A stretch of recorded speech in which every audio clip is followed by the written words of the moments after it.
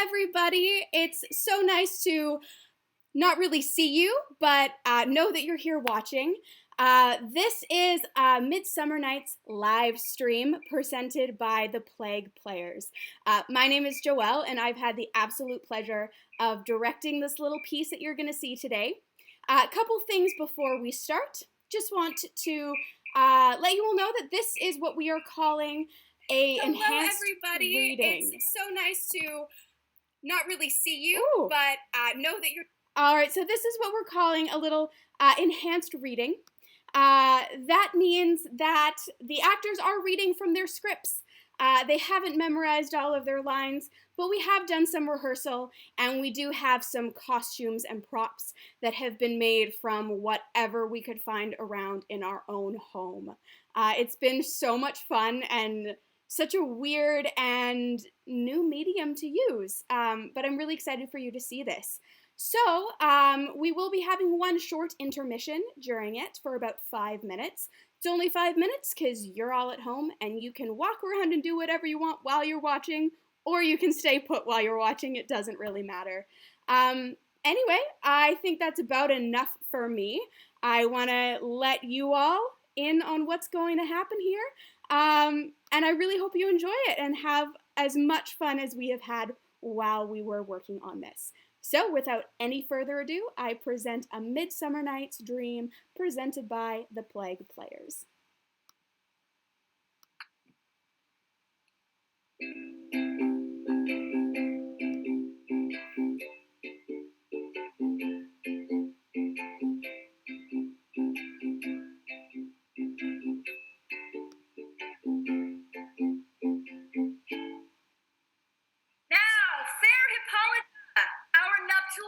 Draws on apace. 4 happy days bring in another moon. But oh, methinks how slow the old moon wanes. She lingers my desires like a stepdame or a dowager, long withering out a young man revenue. 4 days will quickly steep themselves in night. 4 nights will quickly dream away the time. And then the moon, like to a silver bow, new bent in heaven, shall behold the night of our solemnities. Go, Philistrate, stir up the Athenian youth to merriments. Awake the pert and nimble spirit of mirth.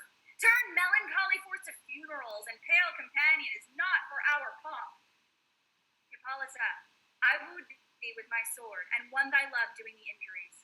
But I will wed thee in another key, with pomp, with triumph, and with reveling. Happy be Theseus, our renowned duke. Thanks, good Egeus. What's the news with thee?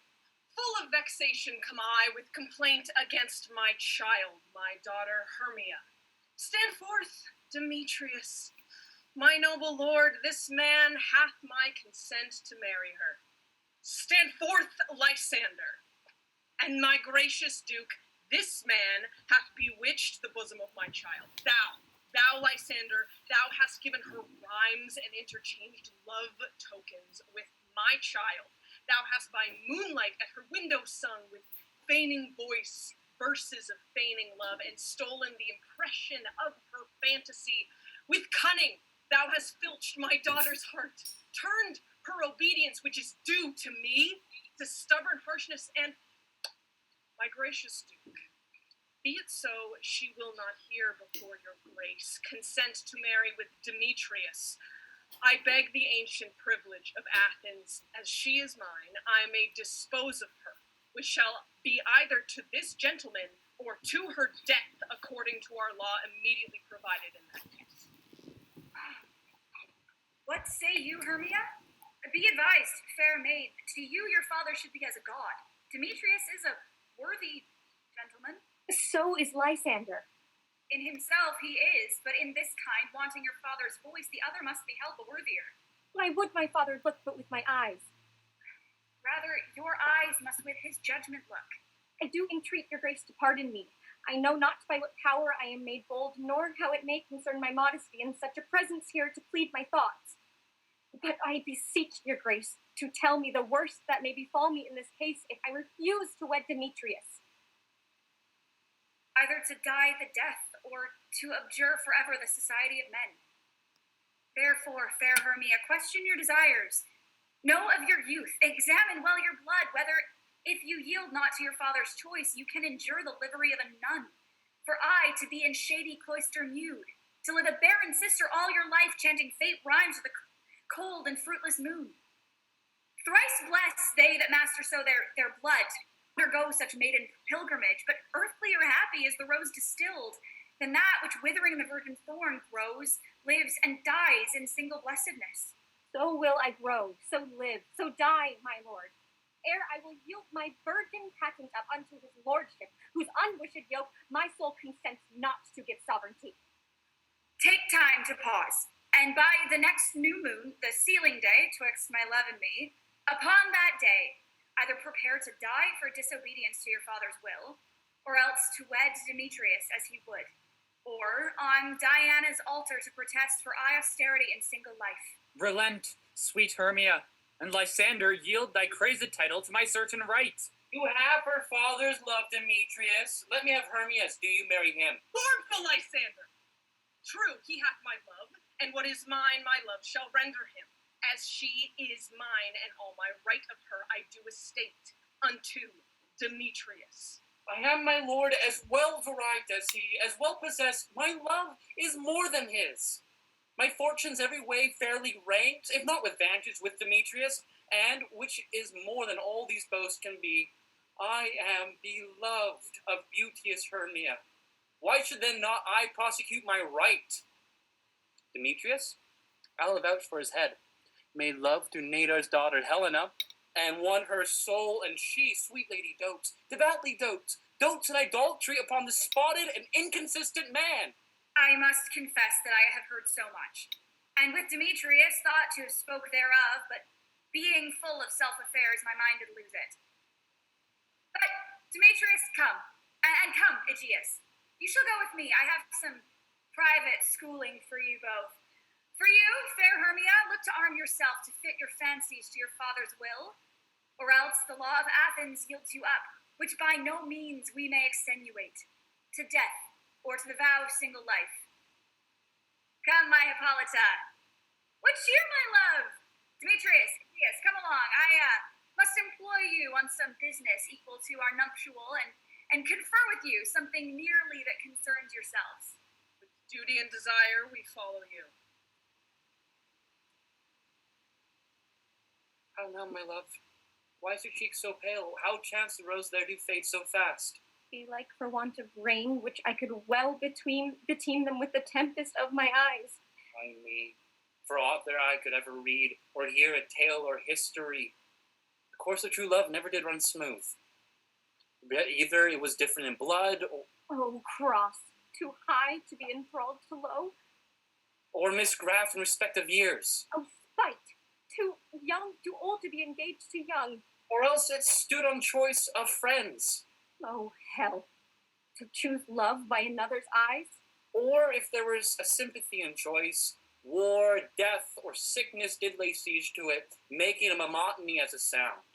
Swift as any shadow, short as any dream, brief as a lightning, coiled in the night, that in a spleen unfolds both heaven and earth, and ere a man hath power to say, behold, the jaws of darkness did devour it up. So quick bright things come to confusion. If then true lovers have been ever crossed, it stands as an edict in destiny. Then let us teach our trial patience, because it is a customary cross as due to love as thoughts and dreams and sighs, wishes and tears. Poor fancy's followers. A good persuasion. Therefore, hear me, Hermia.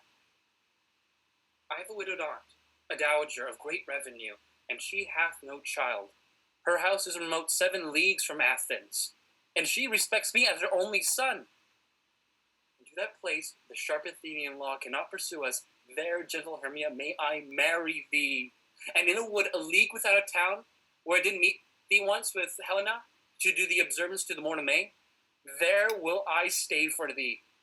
My good Lysander, I swear to thee by Cupid's strongest bow, by his best arrow with the golden head, by the simplicity of Venus's doves, and by that which knitteth souls and prospers loves, by that fire that burned the Carthage queen, when the false Troyan under sail was seen, by all the vows that ever men have broke, in number more than women ever spoke.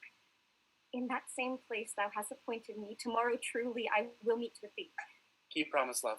Oh, look! Here comes Helena! Oh, Godspeed, fair Helena. Oh, whither away? Call you me fair? That fair again unsay. Demetrius loves your fair. Oh, happy fair. Your eyes are lodestars, and your tongue's sweet air more tunable than lark to shepherd's ear when wheat is green, when hawthorn buds appear. Sickness is catching. Where favor so, yours would I catch, fair Hermia, ere I go. My ear should catch your voice, my eye, your eye. My tongue should catch your tongue's sweet melody. Were the world mine, Demetrius being baited, the rest I'd give to be to you translated. Teach me how you look, and with what art you sway the motion of Demetrius's heart. I frown upon him, yet he loves me still. Oh, that your frowns would teach my smiles such skill. I give him curses, yet he gives me love. Oh, that my prayers could such affection move. The more I hate, the more he follows me. The more I love, the more he hateth me. His folly, Helena, is no fault of mine. None but your beauty. Would that fault were mine. Take comfort. He no more shall see my face. Lysander and myself shall fly this place. Before the time I did Lysander see, seemed Athens as a paradise to me. Oh, then what graces in my love do dwell, that he hath turned a heaven unto a hell. Ellen, to our minds we will unfold. Tomorrow night, when Phoebe doth behold their silver visage in the watery glass, decking the liquid pearls on the bladed grass, a time that lovers' flight might still doth conceal, through Athens' gates have we devised to steal. And in the wood where often you and I upon faint primrose beds were wont to lie, emptying our bosoms of their counsel sweet, there my Lysander and myself shall meet, and thence from Athens turn away our eyes to seek new friends and stranger companies. Farewell, sweet playfellow, pray thou for us, and a good luck grant thee thy Demetrius. Keep word, Lysander. We must starve our sight from lovers' food till morrow deep midnight. I will, my Hermia. Helena, adieu. As you on him, Demetrius dote upon you. How happy some or other some can be. Through Athens, I am thought as fair as she. But what of that? Demetrius thinks not so. He will not know what all but he do know. And as he errs, doting on Hermia's eyes, so I, admiring of his qualities, things base and vile, folding no quantity, love can transform to form and dignity. Love looks not with the eyes, but with the mind, and therefore is winged Cupid painted blind. Nor hath love's mind of any judgment taste, wings and no eyes, figure unheedy haste. And therefore is love said to be a child, because in choice he is so oft beguiled. As waggish boys in games themselves forswear, so the boy love is perjured everywhere. For ere Demetrius looked on Hermia's eyne, he hailed down oaths that he was only mine. And when this hail some heat from Hermia felt, so he dissolved, and showers of oaths did melt. I will go tell him of fair Hermia's flight. Then to the woods he will tomorrow night pursue her, and for this intelligence, if I have thanks, it is a dear expense. But herein mean I to enrich my pain, to have his sight thither and back again.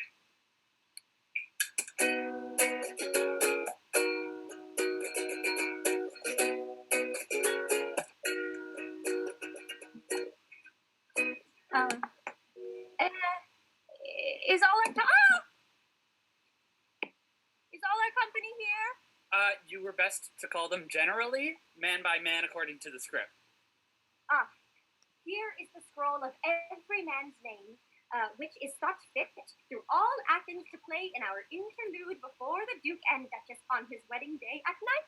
First, good Peter Quince, say what the play treats on, then read the names of the actors, and so grow to a point. Mary. Our play is the most lamentable comedy and most cruel death of Pyramus and Thisbe. A very good piece of work, I assure you, and a Mary. Now, good Peter Quince, call forth your actors by the scroll. Masters, spread yourselves. Answer as I call you. Nick Bottom the Weaver? Ready. Name what part I am for, and proceed. You, Nick Bottom, are set down for Pyramus. What is Pyramus? A lover or a tyrant? A lover that kills himself most gallant for love. That will ask some tears in the true performing of it. If I do it, let the audience look to their eyes. I will move storms. I will condole in some measure to the rest. Yet, my chief humor is for a tyrant.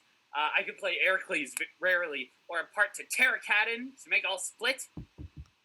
The raging rocks and shivering shocks shall break the locks of prison gates, and Phoebus' car shall shine from afar, and make and mar the foolish fates. No, this was lofty. Now, name the rest of the players. This was Heracles' vein, a tyrant's vein. A lover is more condoling. Francis Flute, the bellows mender? Here, Peter Quince. Flute, you must take Thisbe on you. Oh, what is Thisbe? A wandering knight? It is the lady that Pyramus must love. Nay, faith, let me not play a woman. I have a beard coming in. Oh, that's all one. You shall wear a mask, and you may speak as small as you will. And I may hide my face. Let me play Thisbe too. I'll speak your monstrous little voice. Thisbe, Thisbe. Ah, Pyramus, lover dear, thy Thisbe dear, my lady dear. No, you must play Pyramus, and Flute, you Thisbe. Well, proceed. Robin Starvling, the tailor. Here, Peter Quince. Robin Starvling, you must play Thisbe's mother. Tom Snout, the tinker. Here, Peter Quince. You, Pyramus's father. Myself, Thisbe's father. Snug, the joiner. You, the lion's part. And, I hope, here's a play fitted. Have you the lion's part written? Pray you, if it be, give it me, or I am slow of study. You may do it extempore, for it is nothing but roaring. Let me play the lion too. I will roar, that I will do any man's good part to hear me. I will roar, that I will make the Duke say, let him roar again. Let him roar again. And you should do it too terribly. You would fright the Duchess and the ladies. That they would shriek, and that were enough to hang us all. That would hang another son. I grant you, friends, that if you should fright the ladies out of their wits, they should have no more discretion but to hang us. But I will aggravate my voice, so that I will roar you as gently as any sucking dove. I will roar you into a nightingale. You can play no part but Pyramus, for Pyramus is a sweet-faced man, a proper man, as one shall see in a summer's day, a most lovely, gentleman-like man. Therefore, you must needs play Pyramus. Well, I will undertake it. What beard were I best to play it in? Why, what you will. I will discharge it in either your straw-colored beard, your orange tarny beard, your purple and grain-colored beard, or your French crown-colored beard, your perfect yellow. Some of your French crowns have no hair at all, and then you will play barefaced. But, masters, here are your parts. I am to entreat you, request you, and desire you to con them by tomorrow night, and meet me in the palace wood a mile without the town by moonlight. There we will rehearse, For if we meet in the city, we shall be dogged with company and our devices known. In the meantime, I will draw a bill of properties, such as our play wants. I pray you, fail me not. We will meet, and there we may rehearse most obscenely and courageously. Take pains, be perfect. Adieu. At the Duke's Oak we meet. Enough! Hold or cut bowstrings. How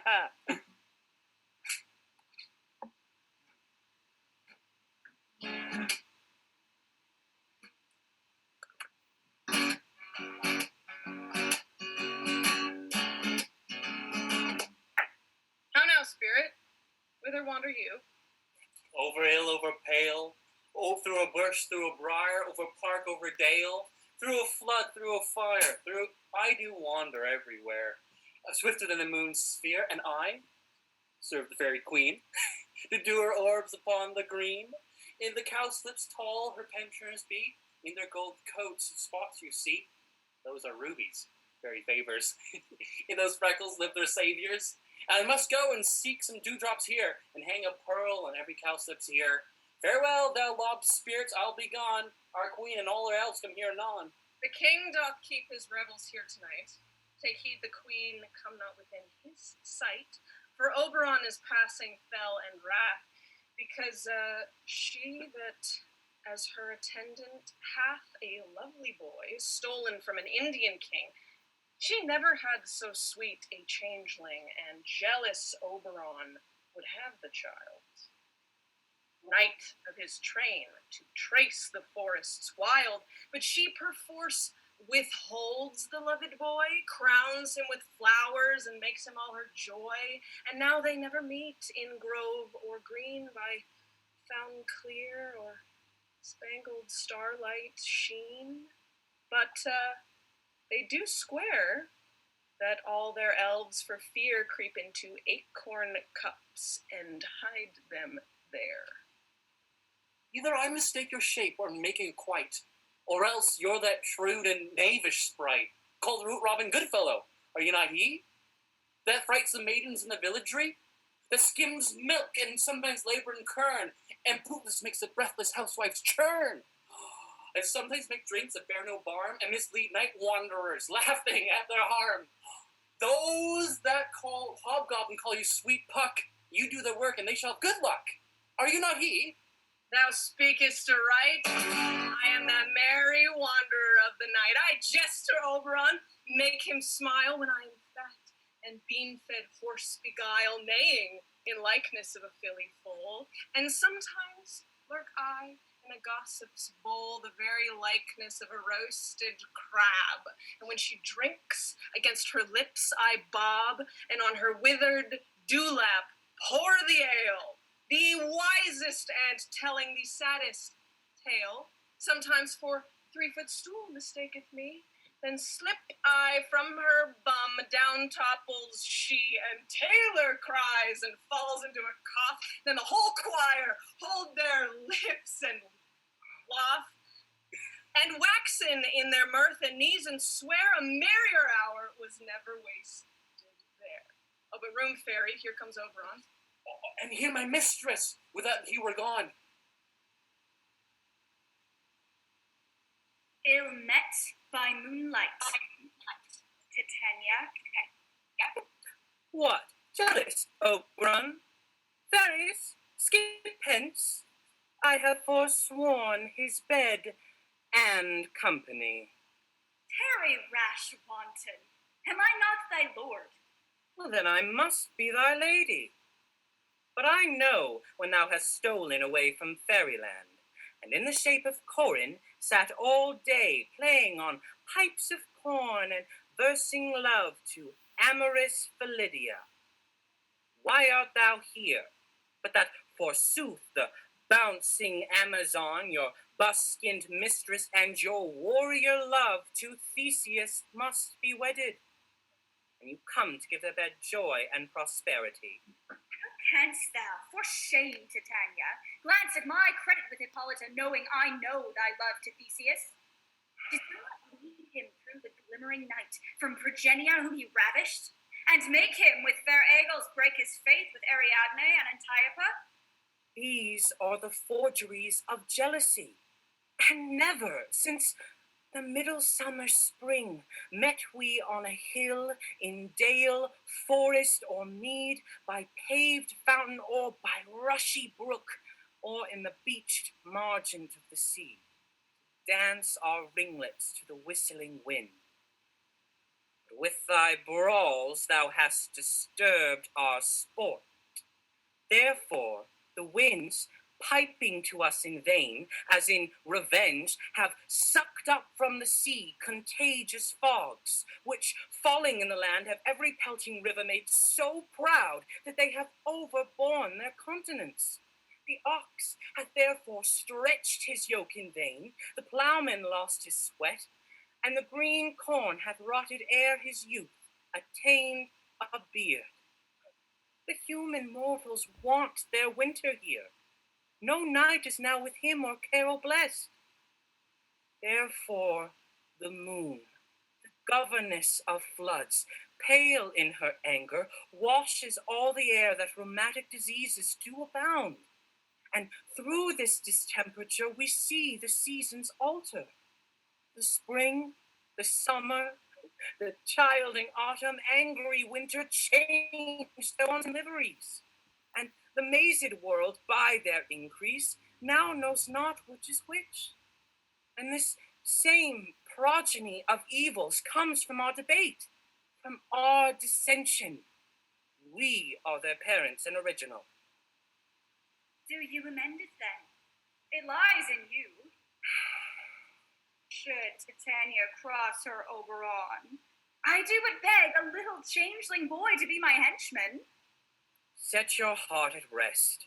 The fairyland buys not the child of me. His mother was a votaress of my order, and in the spiced Indian air by night, full often has she gossiped by my side, and sat with me on Neptune's yellow sands, mocking the embarked traders on the flood. When we have laughed to see the sails conceive, and grow big-bellied with the wanton wind, which she, with pretty and with swimming gait, following, a room then rich with my young squire, would imitate, and sail upon the land to fetch me trifles, and return again, as from voyage, rich with merchandise. But she, being mortal of that boy, did die. And for her sake do I rear up her boy. And for her sake, I will not part with him. How long within this wood intend you stay? Perchance till after Theseus' wedding day.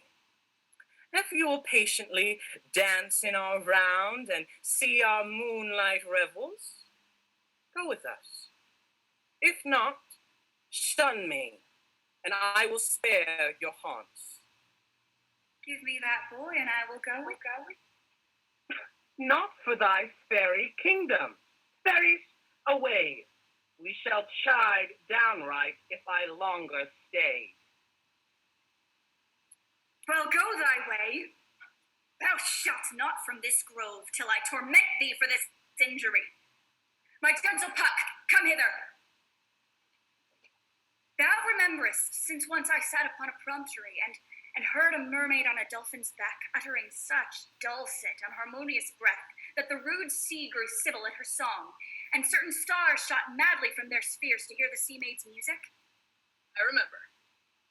That very time I saw, but thou couldst not, flying between the cold moon and the earth, Cupid all armed, and a certain aim he took at a fair vestal throned by the west, and loosed his love shaft so smartly from his bow as it should pierce 100,000 hearts. But I might see young Cupid's fiery shaft quenched in the chaste beams of the watery moon, and the imperial votaress pass it on in maiden meditation fancy-free. Yet marked I where the bolt of Cupid fell. It fell upon a little western flower, before milk white, now purple with love's wound. Fetch me that flower, the herb I showed thee once. The juice of it on a sleeping eyelid's laid will make a man or woman madly dote upon the next live creature that it sees. Fetch me this herb, and be thou here again, ere the Leviathan can swim a league. I'll put a girdle around the earth in 40 minutes. Having once this juice, I'll watch Titania when she is asleep, and drop the liquor of it in her eyes. The next thing when she waking looks upon, be it lion, bear, or wolf, or bull, or meddling monkey, or on busy ape, she shall pursue it with the soul of love. There I take this charm off of her sight, as I can take it with another herb. I'll make her render up her page to me. But who comes here? I am invisible, and I will overhear their conference. I love thee not, therefore pursue me not. Where is Lysander and fair Hermia? The one I'll slay, the other slayeth me. Hence, get thee gone, and follow me no more. You draw me, you hard-hearted adamant, but yet you draw not iron, for my heart is as true as steel. Leave you your power to draw, and I shall have no power to follow you. Do I entice you? Do I speak you fair? Or rather, do I not in plainest truth tell you, I do not, nor I cannot love you? And even for that do I love you the more. I am your spaniel, and, Demetrius, the more you beat me, I will fawn on you. Use me but as your spaniel, spurn me, strike me, neglect me, lose me, only give me leave, unworthy as I am, to follow you. What worser place can I beg in your love, and yet a place of high respect with me, than to be used as you use your dog? Tempt not too much the hatred of my spirit, for I am sick when I do look on thee. And I am sick when I look not on you. You do impeach your modesty too much, to leave the city and commit yourself into the hands of one that loves you not. Your virtue is my privilege, for that it is not night when I do see your face. Therefore, I think I am not in the night, nor doth this wood lack worlds of company, for you, in my respect, are all the world. Then how can it be said I am alone, when all the world is here to look on me? I'll run from thee, and hide me in the brakes, and leave thee to the mercy of wild beasts. The wildest hath not such a heart as you. Run when you will, the story shall be changed. Apollo flies, and Daphne holds the chase. The dove pursues the griffin. The mild hind makes speed to catch the tiger. Bootless speed, when cowardice pursues and valor flies. I will not stay thy questions, let me go. Or, if thou follow me, do not believe, but I shall do thee mischief in the woods. Aye, in the temple, in the town, the field, you do me mischief. Fie, Demetrius! Your wrongs do set a scandal on my sex. We cannot fight for love as men may do. We should be wooed, and we're not made to woo. I'll follow thee, and make a heaven of hell to die upon the hand I love so well.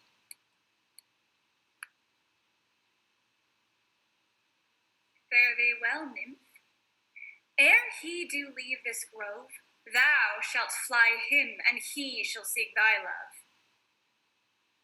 Hast thou the flower there? Welcome. Aye, there it is. I pray thee, give it me.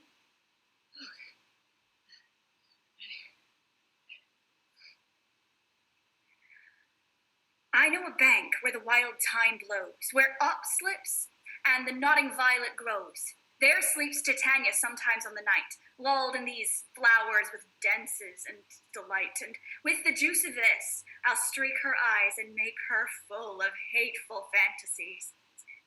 Take thou some of it, seek thou through this grove. A sweet Athenian lady is in love with a disdainful youth. Anoint his eyes, but do it when the next thing he espies may be the lady. Thou shalt know the man by the Athenian garments he hath on. Affect it with some care, that he may prove more fond on her than she upon her love. And look thou meet me ere the first cock crow. You fear not, my lord, your servant shall do so.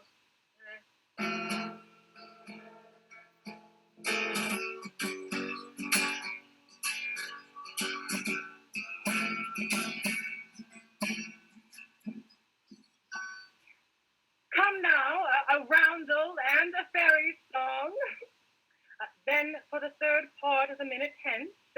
Sing me now asleep, then to your offices, and let me rest. You spotted snakes with double tongue, thorny hedgehogs be not seen. Listen, blind ones do no wrong, come not near our fairy queen. Philomel with melody, singing our sweet lullaby. La la la la la lullaby. Never harm nor spell nor charm, come on lovely lady night. So good night, what's lullaby? La la la la la lullaby. Hence away, now all is well. One salute, stand sentinel.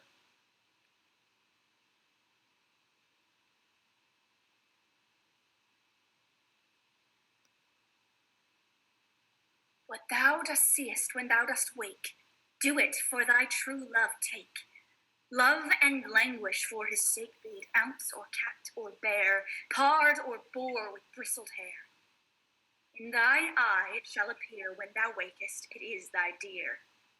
Wake when some vile thing is near.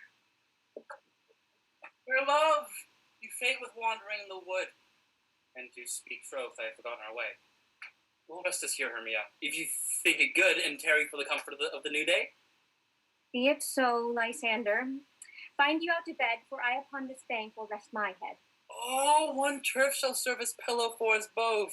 One heart, one bed, two bosoms, and one troth. Nay, good Lysander, please. For my sake, my dear, lie further off yet. Do not lie so near.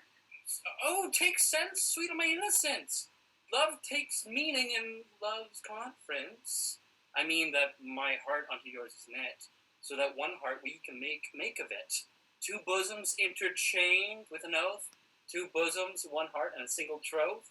Then by your side no bedroom me deny, for lying so, Hermia, I do not lie. Lysander riddles very prettily.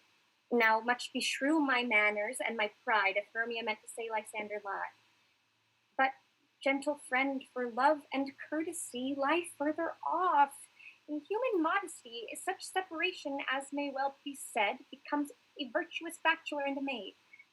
So far be distant, and good night, sweet friend. Thy love ne'er alter till thy sweet life end.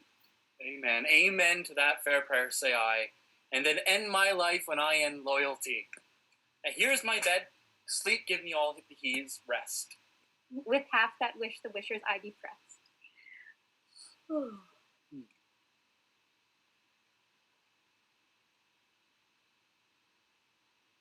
Through the forest have I gone, but Athenian found I none, on whose eyes I might approve this flower's force and stirring love.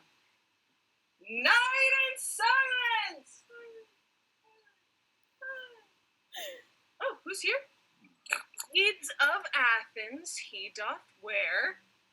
This is he, my master said, despiseth the Athenian maid, and here the maiden sleeping sound on the dank and dirty ground. Got a pretty soul. She durst not lie near this lack love, this kill courtesy. Churl, upon thy eyes I throw all the power this charm doth owe. When thou wakest, let love forbid to sleep on his seat on thy eyelid. So awake when I am gone, for I must now to Oberon. Nay, though thou kill me, sweet Demetrius. I charge thee hence, and do not haunt me thus. Will thou darkling leave me? Do not so. Stay on thy peril, I alone will go. Oh, I am out of breath in this fond chase. The more my prayer, the lesser is my grace. Happy is Hermia, soe'er she lies, for she hath blessed and attractive eyes. How came her eyes so bright? Not with salt tears? If so, my eyes are oftener washed than hers. No, I am as ugly as a bear. For beasts that meet me run away for fear. Therefore no marvel though Demetrius do as a monster fly my presence thus. What wicked and dissembling glass of mine made me compare with Hermia's fiery eye? But who is here? Lysander? On the ground?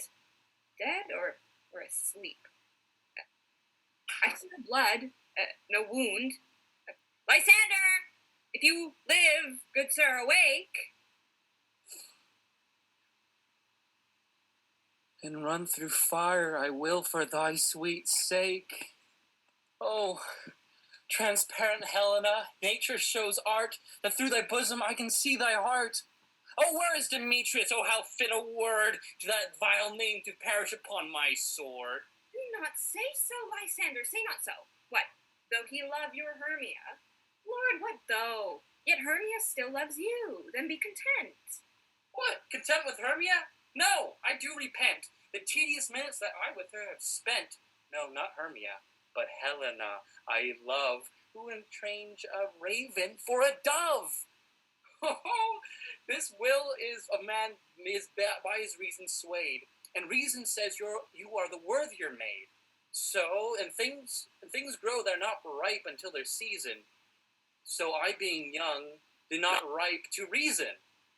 And touching now the point of human skill, reason becomes the marshal of my will, and leads me to your eyes where I o'erlook, and love stories written in love's richest book. Wherefore was I to this keen mockery born? When, at your hands, did I deserve this scorn?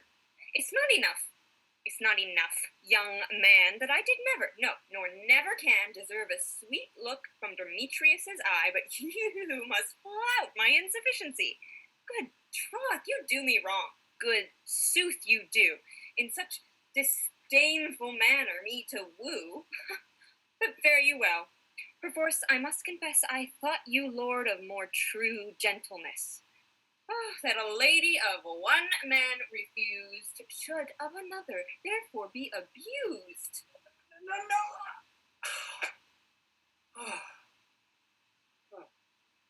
She sees not Hermia. Hermia sleep thou there. Never mayest thou come Lysander near. For as surfeit of sweetest things, the deepest loathing to the stomach brings, or as tied to heresy that men do leave, or are hated most of those that they deceive. So thou, my surfeit and my heresy, of all be hated, and most of me. And all my powers of love address your love and might to honor Helena, and to be her knight. Help me. Lysander, help me. Do thy best to pluck this crawling serpent from my breast. Oh, ay me, for pity. What a dream was here. Lysander, look how I do quake with fear. Methought a serpent eats my heart away, and you sat smiling at this cruel prey. Lysander? What, removed? Lysander! Lord! What, out of hearing? Gone? No sound, no word? Alack, where are you? Speak, and if you hear, speak of all love. I swoon almost with fear. No? Then I well perceive you are not nigh. Either death or you I'll find immediately.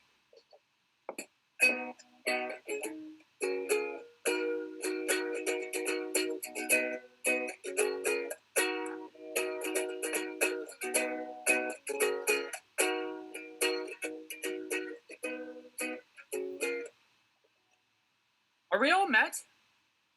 Ah, Pat, here is a marvelous convenient place for our rehearsal.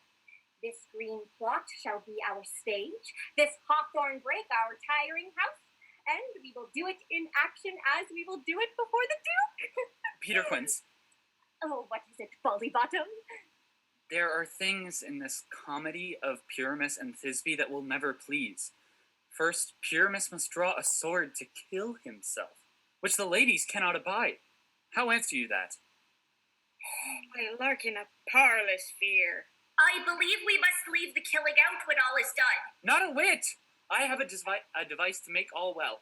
Write me a prologue, and let the prologue seem to say that we will do no harm with our swords, and that Pyramus is not killed indeed, and for the more better assurance, tell them that I, Pyramus, am not Pyramus, but Bottom, the Weaver. This will put them out of fear. Ah, well, we will have such a prologue, and it shall be written in 8 and 6. No! Make it 2 more. Let it be written in 8 and 8. Will not the ladies be afeard of the lion? I fear it, I promise you.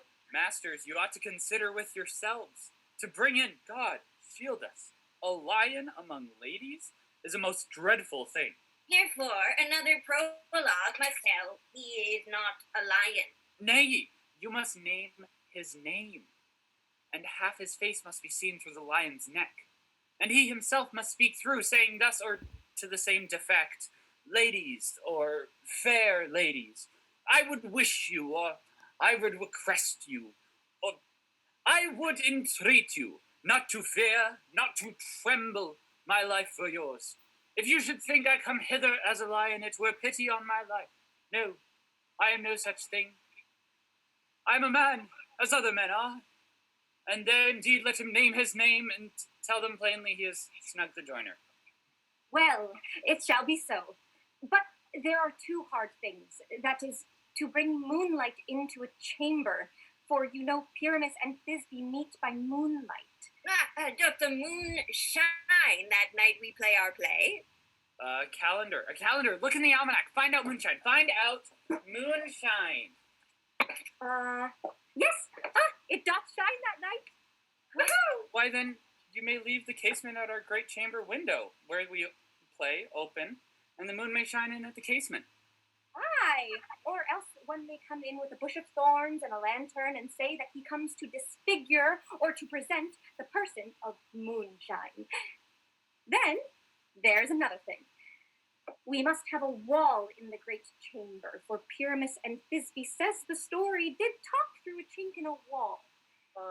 You can never bring in a wall. What say you, Bottom? Some man or other must present wall. And let him have some plaster or some loam or some rough cast about him to signify wall. And let him hold his fingers thus, and through that cranny shall Pyramus and Thisbe whisper. Well, if that may be, then all is well. Come, sit down, every mother's son, and rehearse your part. Pyramus, you begin. And when you have spoken your speech, enter into that break, and so everyone according to his cue. What hempen homespuns have we swaggering here, so near the cradle of the fairy queen? What, a play toward? I'll be an auditor. An actor, too, perhaps, if I see cause. Speak, Pyramus. Thisbe, stand forth. Thisbe, the flowers of Egeus savour sweet. Odors. Odors savour sweet. So hath thy breath, my dearest Thisbe dear. But hark! A voice! Stay thou but here a while, and by I will to thee appear. As stranger Pyramus ever played here. Must I speak now? Aye, nary must you, for you must understand he goes but to see a noise that he heard, and is to come back again. Most radiant Pyramus, most lily-white of hue, of colour like red rose on triumphant briar, most brusky and juvenile, most lovely Jew. Right, as true as horse that would never tire, I'll meet thee, Pyramus, at Ninny's tomb. Ninus's tomb, man. Why, you must not speak that yet. That you answer to Pyramus. Right. You must speak all your parts at once, cues and all. Pyramus, enter! Your cue is past, it is never tire.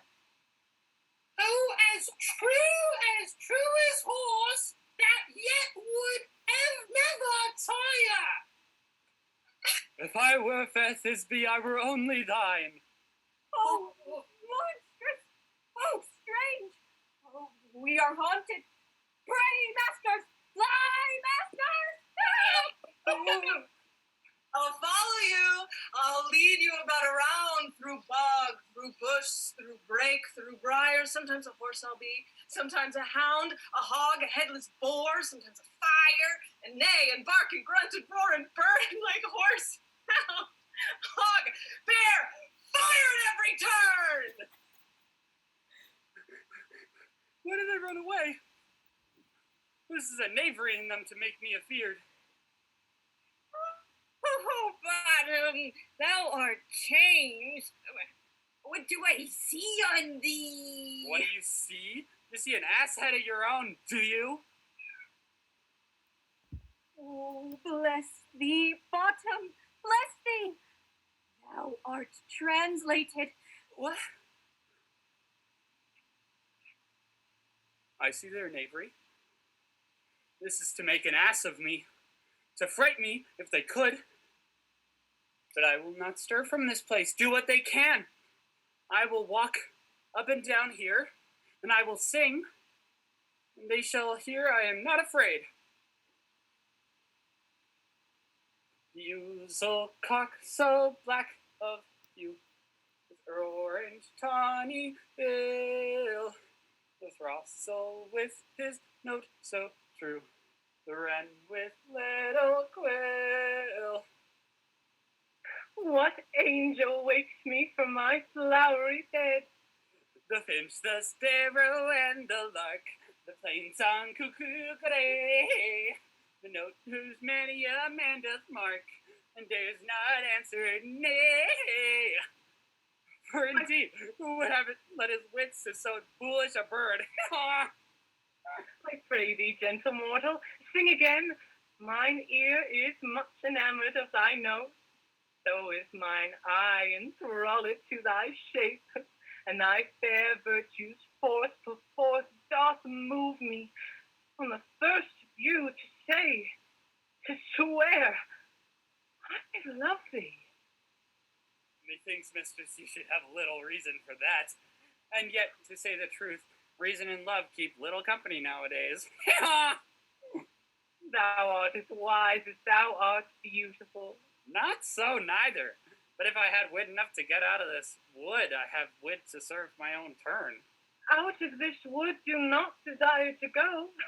Thou shalt remain here whether thou wilt or no. I am a spirit of no common rate. The summer still doth tend upon my state.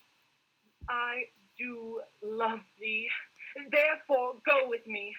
I'll give thee fairies to attend on thee, and they shall fetch thee jewels from the deep, and sing, for thou on precious flowers dost sleep. And I will purge thy mortal grossness, so that thou shalt like an airy spirit go. Peasblossom, Cobweb, Mustardseed, Moth. Ready? And I. Where shall we go? Be kind and courteous to this gentleman. Hop in his walks and gambol in his eyes. Feed him with apricots and dewberries, with purple grapes, green figs, and mulberries. The honey bags steal from the humblebees, and for night tapers crop their waxen sides and light them at the fiery glowworm's eyes. Have my love to bed and to arise, and pluck the wings from painted butterflies, to fan the moonbeams from his sleeping eyes. Not to him else, and do him curtsies. Hail, mortal, hail, hail, hail. I cry your worship's mercy heartily. I beseech your worship's name. Cobweb. I shall desire you a more acquaintance, good master Cobweb. If I cut my finger, I shall make bold with you. Your name, honest gentleman. Peasblossom. I pray you commend me to Mistress Squash, your mother, and to Master Peascod, your father. Oh, good Master Peasblossom, I shall desire you of more acquaintance too. Your name, I beseech you, sir. Mustardseed. Good Master Mustardseed. I promise you, your kindred hath made my eyes water ere now. I desire you of more acquaintance, good Master Mustardseed. Come, wait upon him, lead him to my bower. The moon.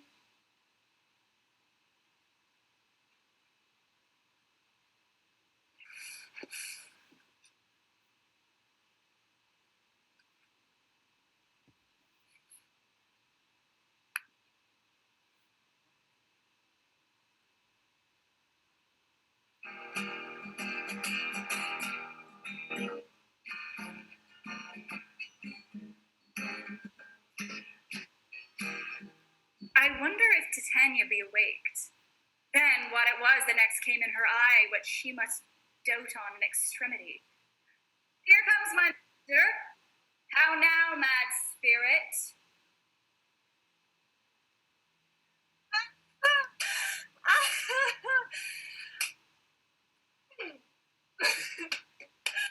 What night in this haunted grove?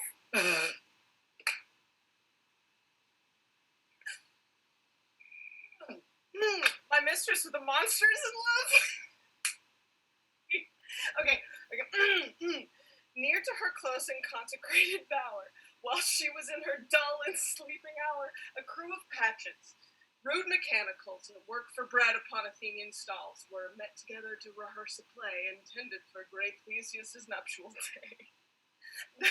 The shallowest thick-skin of that barren sort, who Pyramus presented in their sport, forsook a scene and entered in a break, when I did him at disadvantage take. An ass's knoll I fixed on his head. Anon, his Thisbe must be answered, and forth my mimic comes. And when they spy as wild geese that the creeping fowler eye, or russet painted chops many in sort, rising and cawing at the gun's report, sever themselves and madly sweep the sky, so at his sight away his fellows fly, and at our stamp here or one calls, he murder cries and help and call. Their sense thus weak, lost with their fears thus strong, made senseless things begin to do them wrong. For briars and thorns of their apparel snatch, some sleeves, some hats, from yielders all things catch.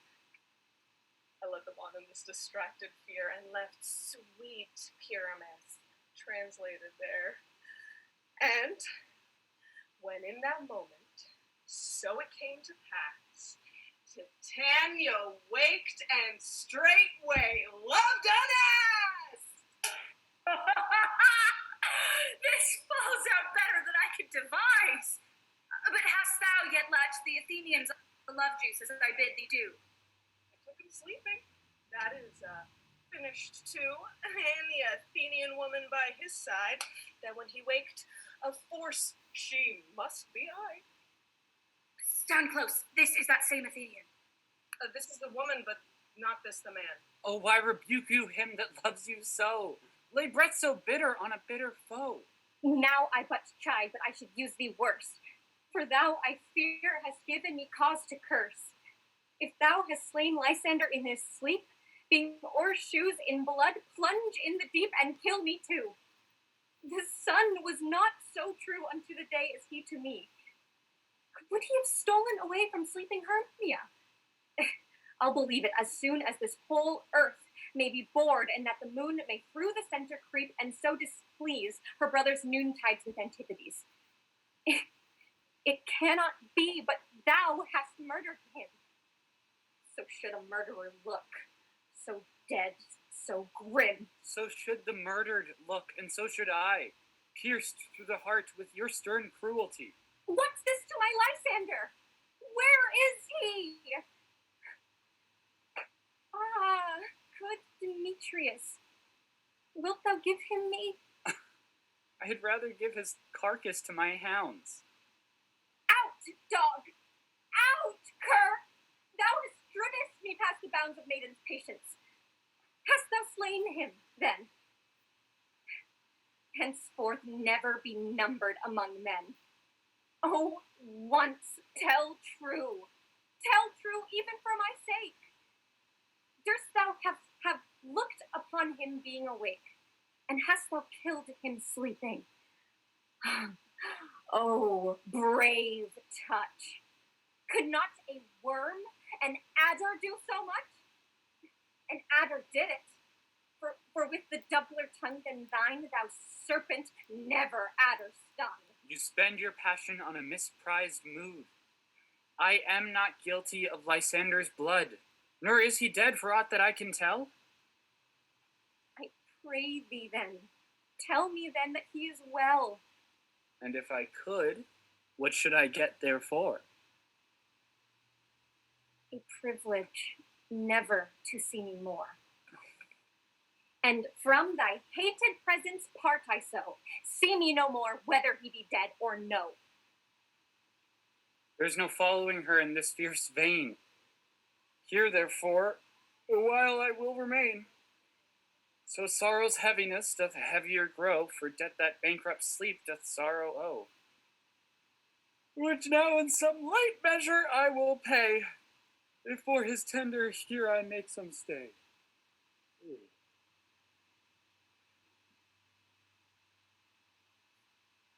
What hast thou done? Thou hast mistaken quite, and laid the love juice on some true love's sight.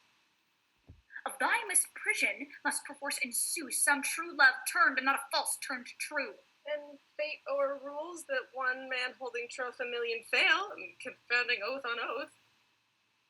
Out, about the wood, go swifter than the wind, and Helena of Athens look thou find. All fancy sick she is, and pale of cheer, with sighs of love that cost the fresh blood dear. By some illusion see thou bring her here. I'll charm his eyes against she do appear. Go, look how I go, swifter than Aaron's arrow from the Tartans. Go, okay.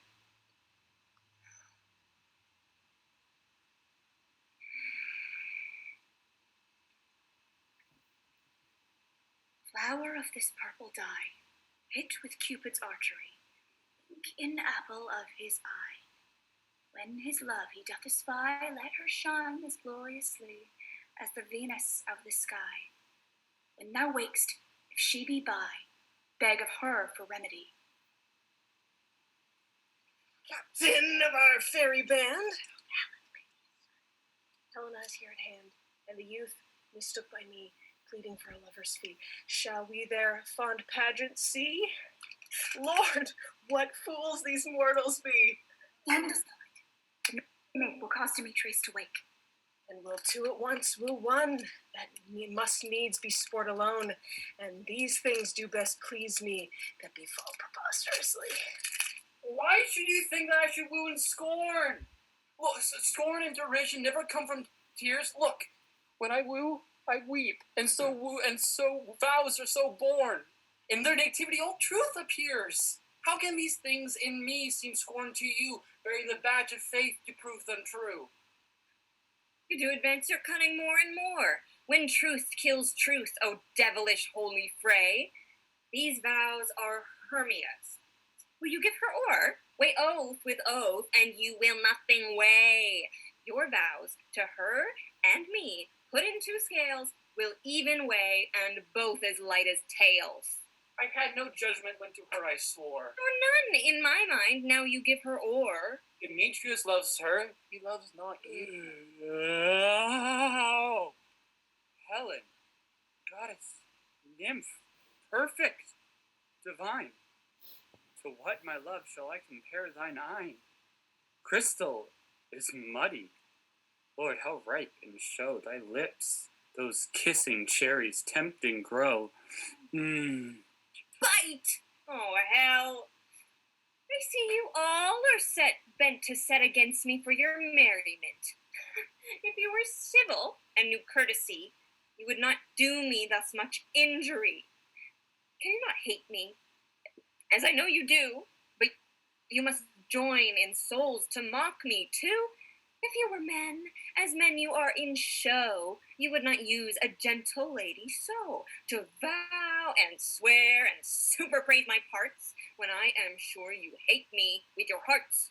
You both are rivals, and love, Hermia, and now both rivals to mock Helena, a trim exploit, a manly enterprise to conjure tears up in a poor maid's eyes with your derision.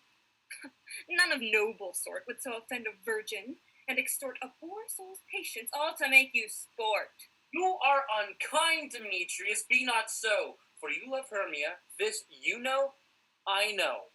And here, with all my goodwill and with all my heart, in Hermia's love, I yield you up the part, and yours of Helena to me bequeath, whom I do love till my death. Never did mockers waste more idle breath.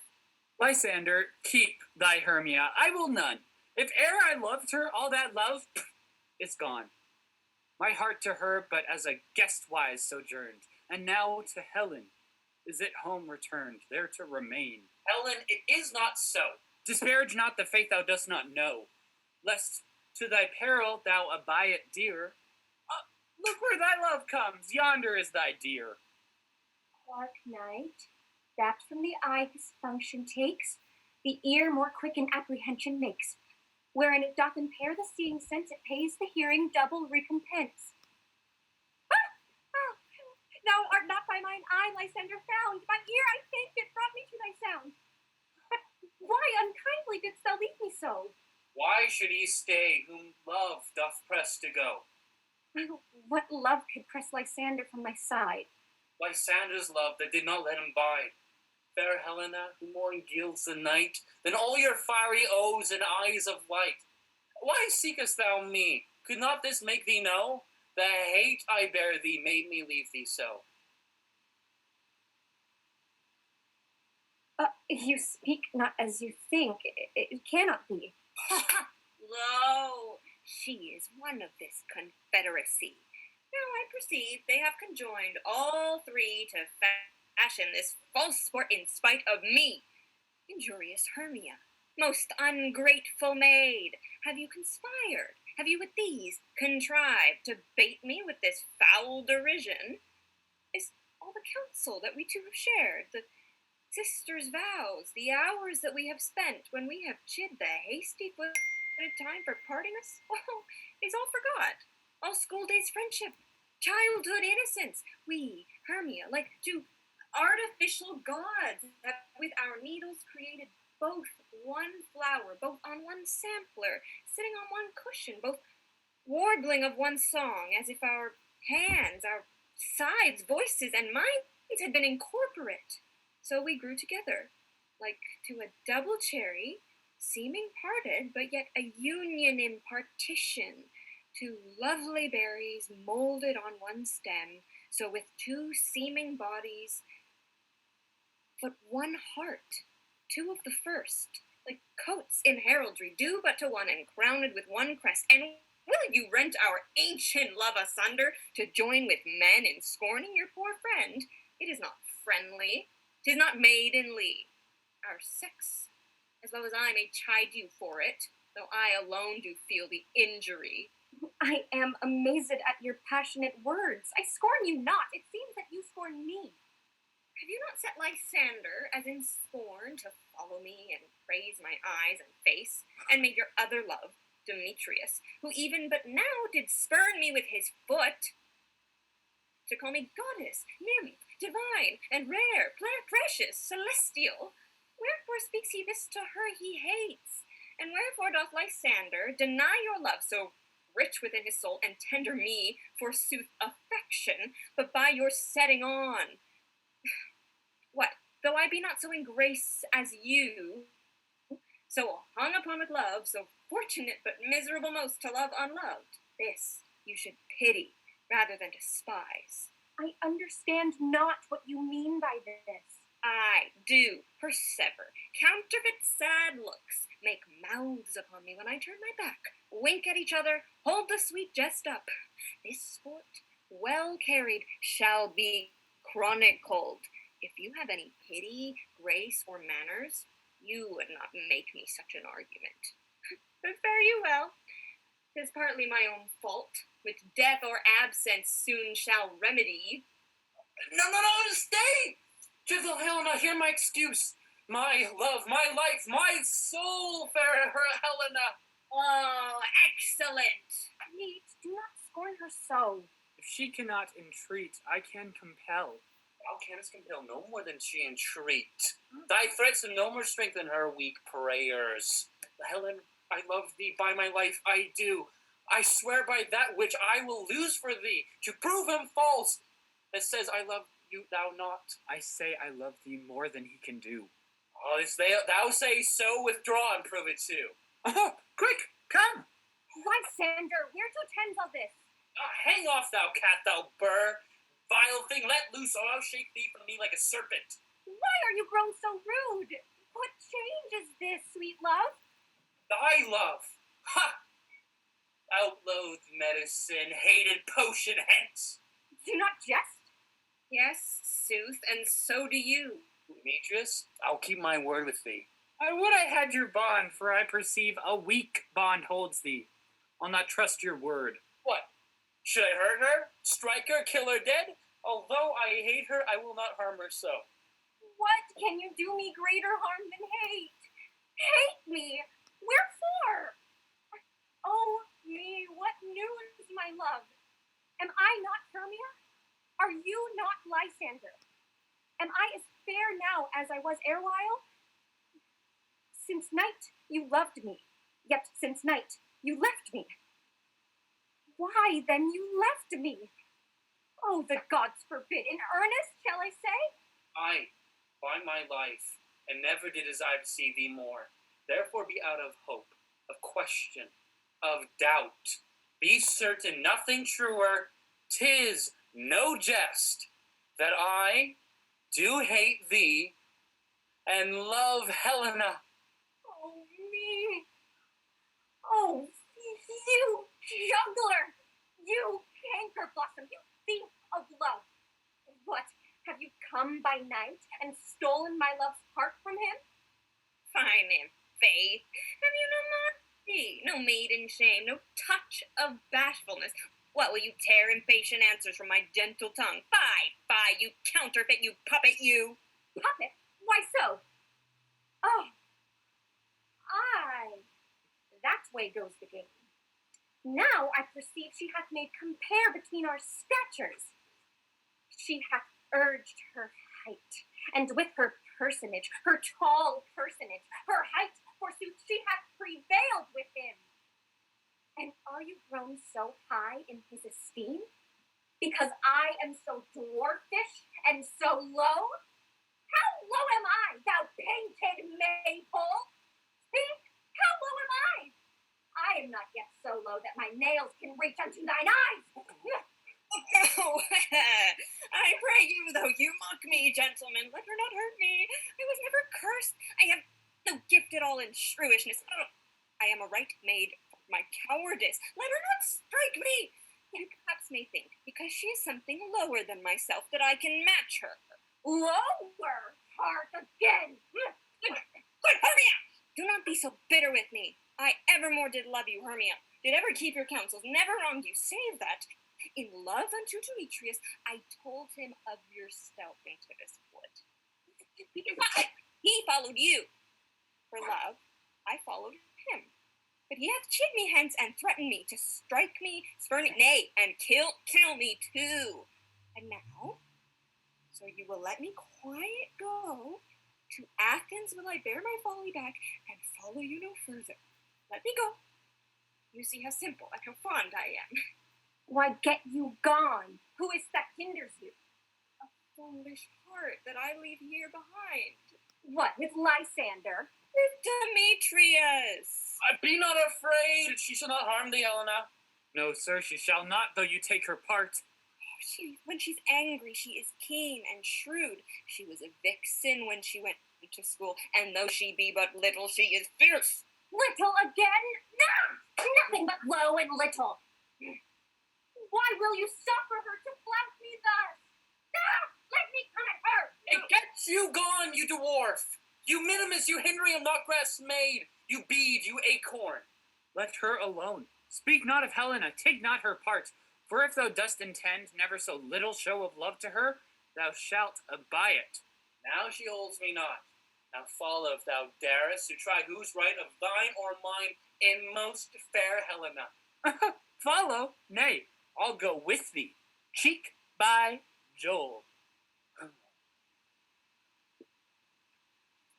You, mistress, all this coil is long of you. Nay, go not back. I will not trust you. I no longer stay in your cursed company. Your hands and mine are quicker for a fray. My legs are longer, though, to run away.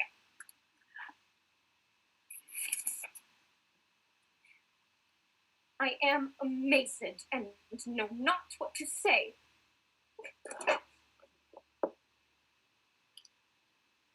This is thy negligence. Still thou mistakest, or else committest thy knaveries willfully. Leave me, King of Shadows. Oh my God, I mistook. Did you not tell me that I should know the man by the Athenian garment he had on? And so far, blameless proves my enterprise that I have anointed an Athenian's eyes. And so far am I glad so did sword as this their jangling Irish steamer sport. Thou seest these lovers seek a place to fight. High, therefore, Robin, overcast the night. The starry welkin cover thou anon with drooping fog as black as Acheron, and lead these testy rivals so astray as one come not within another's way. Like to Lysander, sometimes frame thy tongue, then stir Demetrius up with bitter wrong. And sometimes rail thou like Demetrius, and from each other look thou lead them thus, till o'er their brows death counterfeiting sleep with leaden legs and batty wings doth creep. Then crush this herb into Lysander's eye,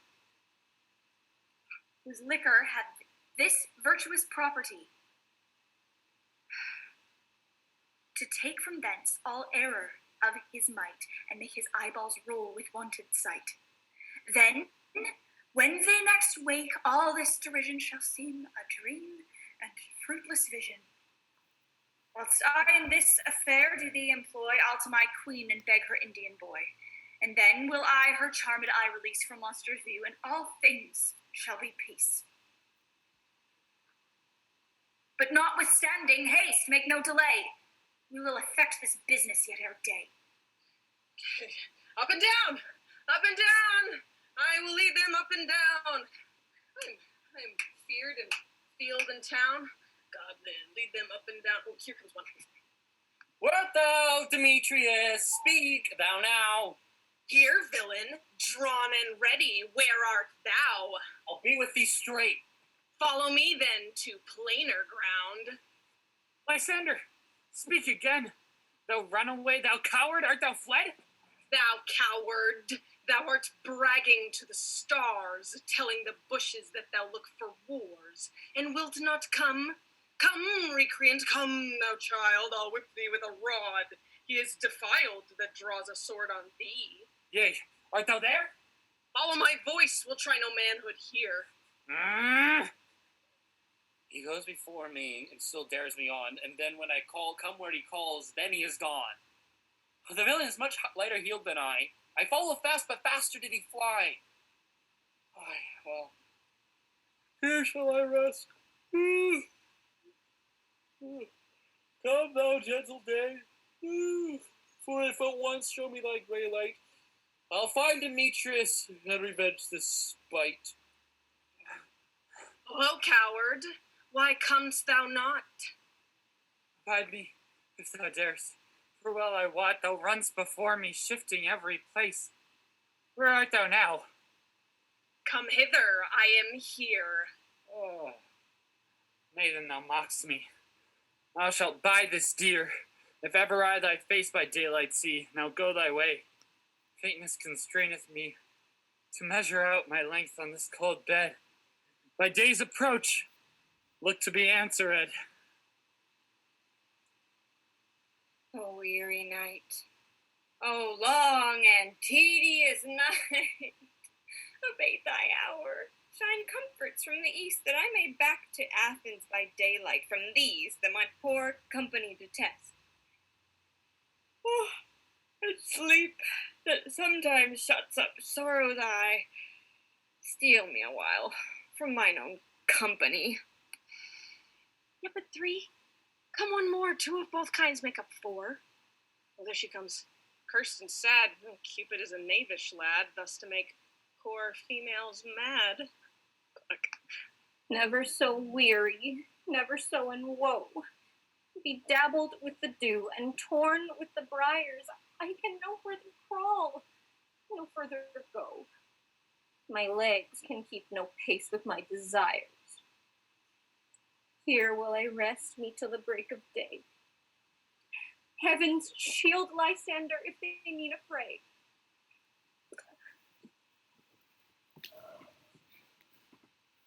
On the ground, sleep sound, I'll apply to your eye, gentle lover, remedy.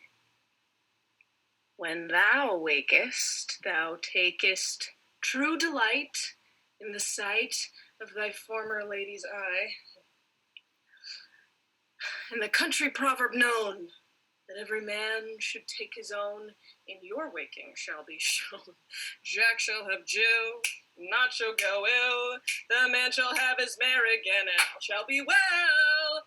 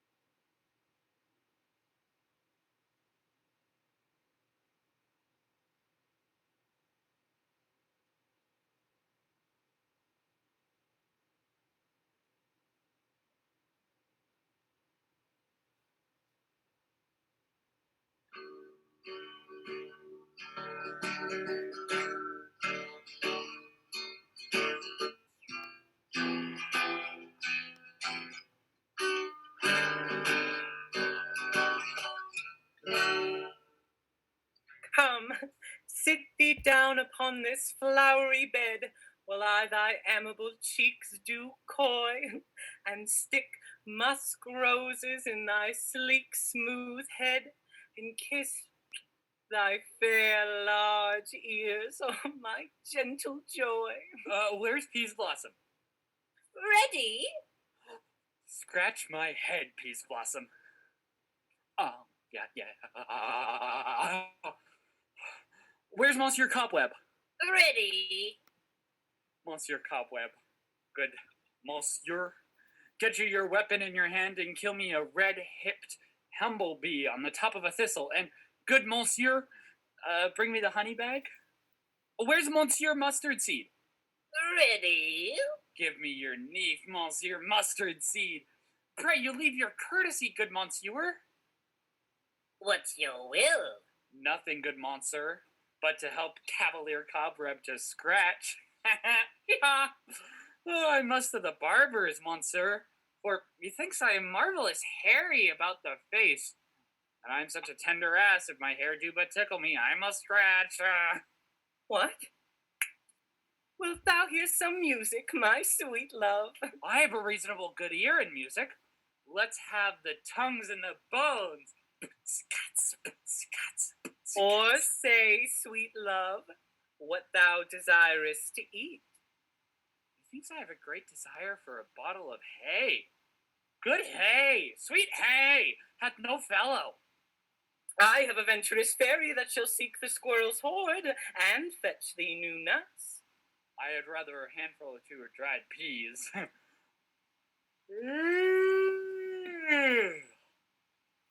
But I pray you, let none of your people stir me. I have a great exposition of sleep come upon me. Sleep thou, and I will wind thee in my arms. Fairies, be gone, and be always away. So doth the woodbine the sweet honeysuckle gently entwist, the female ivy so enrings the barky fingers of the elm. Oh, how I love thee, how I dote on thee.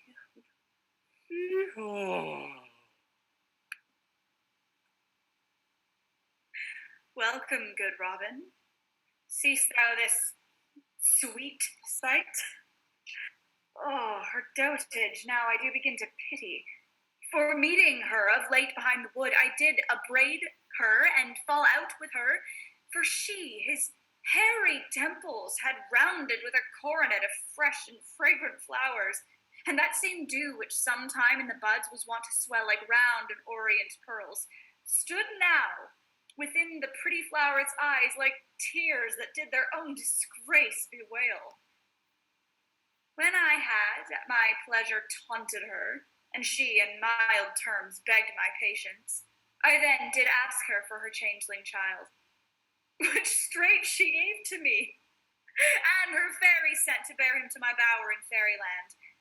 And now I have the boy, I will undo this hateful imperfection from her eyes. And gentle Puck, take this transformed scalp from off the head of this Athenian swain, that he, awaking when the others do, may all to Athens back again repair, and think no more of this night's accidents, but as a fierce vexation of a dream. But first, I will release the fairy queen. Be as thou wast wont to be, see as thou wast wont to see. Dian's bud or Cupid's flower hath such force and blessed power. Now, my Titania, wake you, my sweet queen. My Oberon, what visions have I seen? Methought I was enamored of an ass. There lies your love. How came these things to pass? Oh, how mine eyes do loathe his visage now. Silence a while. Robin, take off his head. Titania, music call, and strike more dead than common sleep of all these five the sense. Music, oh, music, such as charmeth sleep.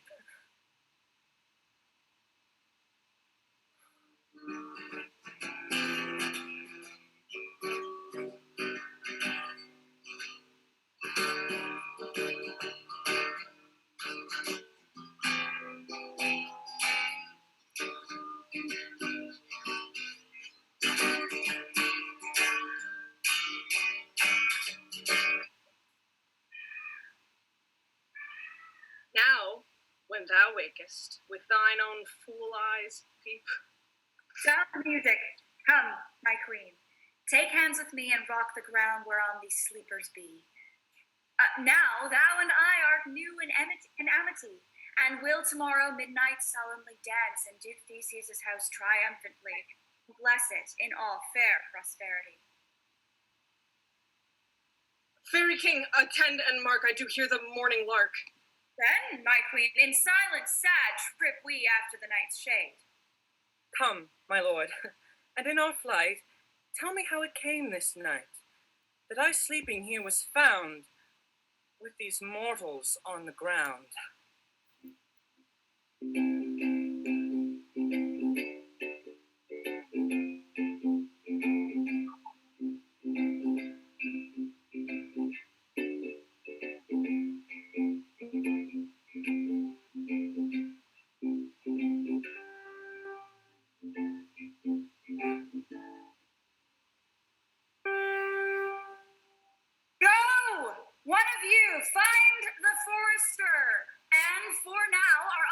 Is performed, and since we have the vaward of the day, my love shall hear the music of my hounds. Dispatch, I say, find the forester! We will, fair queen, up to the mountain's top, and mark the musical confusion of hounds and echo in conjuncture. I was with Hercules and Candace once, when in wood of Crete they bayed the bear with hounds of Sparta. Never did I hear such gallant chiding, for besides the groves, the skies, the fountains, every region near seemed all one mutual cry. I never heard so musical a discord, such sweet thunder. My hounds are bred out of the Spartan kind, so flued, so sanded, and their heads are hung with ears that sweep away the morning dew. Slow in pursuit, but matched in mouth like bells, each under each. A cry more tunable was never hollowed to, nor shouted with horn, in Crete, in Sparta, nor in Thessaly. Judge when you hear. But soft, what nymphs are these? Lord, this is my daughter here asleep, and this Lysander, this Demetrius is, this Helena, old Nadar's Helena. I wonder of their being here together.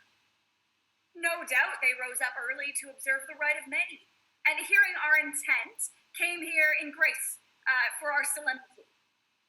But speak, Egeus, was not this the day that Hermia should give answer of her choice? It is, my lord. Go, bid the huntsmen wake them with their horns. Tomorrow, friend! Valentine is past. Begin these woodbirds but to couple now? Pardon, my lord? I pray you all, stand up. I know you two are rival enemies. How comes this gentle concord in the world that hatred is so far from jealousy to sleep by hate and fear no enmity? My lord, I shall reply amazedly, half sleep, half waking, but yet, as yet, I swear, I cannot truly say how I came here, but as I think, for truly would I speak. But now I do bethink me, so it is. And I came with Hermia hither. Our intent was to be gone from Athens, where we might, well, without the peril of Athenian law. Enough! Enough, my lord! You have enough, I beg the law! The law upon his head, they would have stolen away, they would, Demetrius, thereby to have defeated you and me, you, of your wife, and me, of my consent that she should be your wife. My lord, fair Helen told me of their stealth, and of their purpose hither to this wood, and I in fury hither followed them, fair Helen in fancy following me. But my good lord, I wot not by what power, but by some power it is. My love to Hermia melted as the snow, and all the faith, the object and the pleasure of mine eye is only Helena. To her, my lord, was I betrothed ere I saw Hermia, but like in sickness did I loathe this food, but as in health come to my natural taste. Now I do wish it, love it, long for it, and will forevermore be true to it. Fair lovers, you were fortunately met. Of discourse we will hear more anon. Egeus? Or will? For in the temple by and by with us these couples shall eternally be knit. And for the morning now is something worn, our purposed hunting shall be set aside. Away with us to Athens! 3 and 3, we'll hold a feast in great solemnity. Come, Hypolita.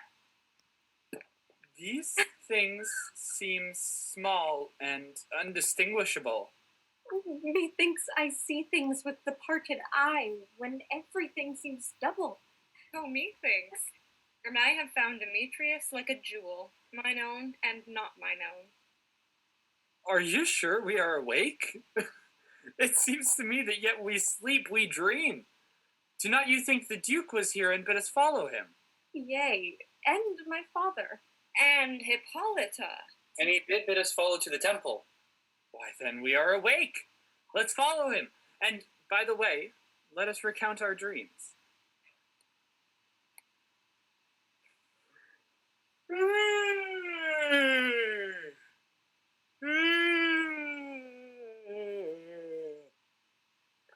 When my cue comes, Shelby, and I will answer my text in most fair appearance.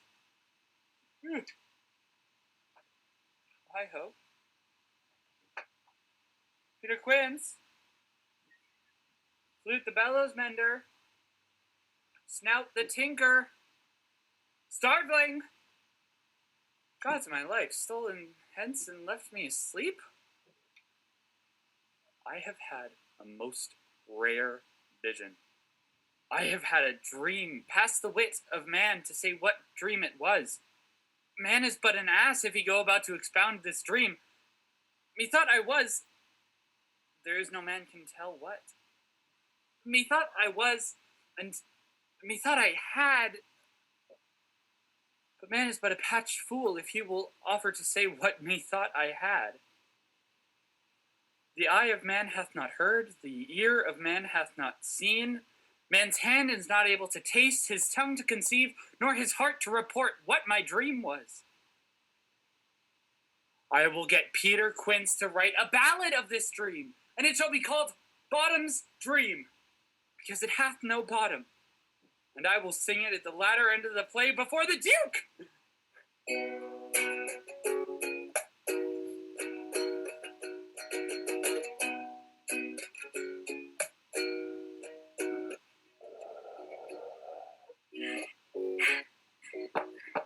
Have you sent to Bottom's home yet? Is he home yet? He cannot be heard of. Of no doubt he is transported. Then the play is aired, and it goes not forward, doth it? It is not possible. You have not a man in all Athens able to discharge Pyramus but he. No, and he hath the best wits of any handicraft man in Athens. Yea, and the very best person too. And he is a very paramour of a sweet voice. You must say paragon. Paramour is... God bless us, a thing of naught. Masters, the Duke is coming from the temple, and there's 2 or 3 lords and ladies more married. If our sport had gone forward, we'd all been made men. Oh, sweet bully Bottom! Thus has he lost 6 pence a day during his life, He could have escaped 6 pence a day, and the Duke not giving him 6 pence a day for playing Pyramus? I'll be hanged. He would have deserved it. 6 pence a day for Pyramus or nothing. Where are these lads? Where are these hearts? Oh, most courageous day! Oh, most happy hour. Masters, I am to discourse wonders, but ask me not what, for if I tell you, I am no true Athenian. I will tell you everything right as it fell out. Let us hear, sweet bottom. Not a word of me. All that I will say is that the Duke hath dined. Get you your apparel together. Meet presently at the palace. Every man look o'er his part, for the short and the long is, our play is preferred. And most dear actors, eat no onions or no garlic, for we are to utter sweet breath. I do not doubt but to hear them say it is a sweet comedy. No more words, away. Go away.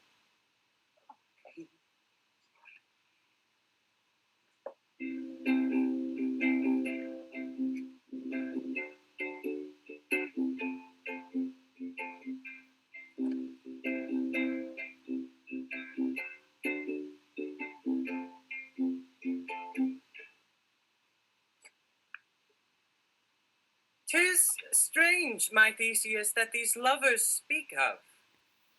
More strange than true. I never may believe these antique fables, nor these fairy toys. Lovers and madmen have such seething brains, such shaping fantasies that apprehend more than cool reason ever comprehends. The lunatic, the lover, and the poet are of imagination all compact. One sees more devils than hell can hold. That is the madman. The lover, all as frantic, sees Helen's beauty in an ass's knoll. The poet's eye, in fine frenzy rolling, doth glance from heaven to earth, from earth to heaven, and as imagination bodies forth the forms of things unknown, the poet's pen turns them into shapes and gives to airy nothing a local habitation and a name. Such tricks hath strong imagination, that if it would but apprehend some joy, it comprehends some bringer of that joy. Or, in the night, imagining some fear, how easy is a bush supposed to bear. But all the story of the night told over, and all their minds transfigured so together, more witnesseth than fancy's images, and grows to something of great constancy. But howsoever strange and admirable. Here come the lovers, full of joy and mirth. Joy, gentle friends, joy and first days of love accompany your hearts. More than to us, but wait in your royal walks, your board, your bed. Come now, what masked dances shall we have to wear away this long age of 3 hours between our after supper and our bedtime? Where is our usual master of mirth? What revels are at hand? Is there no play to ease the anguish of a torturing hour? Call Philistrate. Theseus. Right! Here, mighty Theseus. Say, what abridgment have you for this evening? What mass? What music? There is a brief. How many sports are ripe? Make choice of which your highness will see first. The battle with the centaurs to be sung by an Athenian eunuch to the harp. Well, none of that.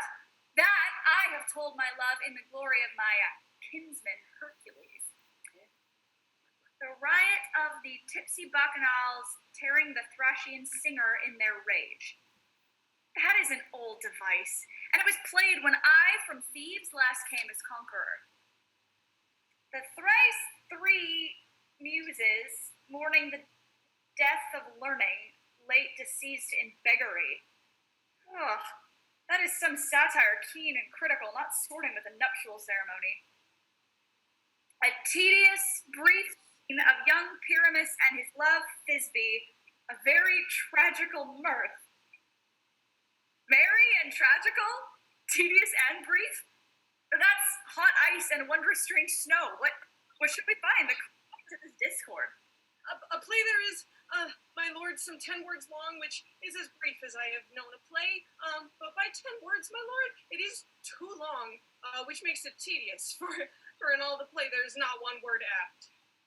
One player fitted, and tragical, my noble lord, it is, for Pyramus therein doth kill himself, which, when I saw rehearse, I must confess, made mine eyes water, but more merry tears the passion of loud laughter never shed. What are they that do play it? Hard-handed men that work in Athens here, which never labored in their minds till now, and now have toiled their unbreathed memories with this same play against your nuptial. We will hear it! No! My noble lord, it is not for you. I have heard it over, and it is nothing. Nothing in the world unless you can find sport in their intents, extremely stretched and conned with cruel pain to do you service.